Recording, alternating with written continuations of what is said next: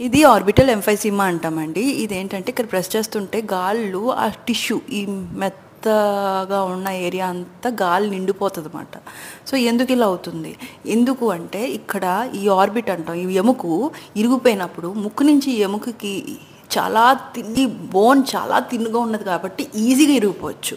So యాక్సిడెంట్స్‌గా అయినప్పుడైనా గట్టిగా sneeze చేస్తారు, తుమ్మేస్తూ ఉంటారు, అప్పుడైనా ఎరగచ్చు. కొన్నిసార్లు సర్జరీస్లో అవుతూ ఉంటుంది, కంపల్సరీ తీయాల్సి వస్తుంది ఆ బోన్ని.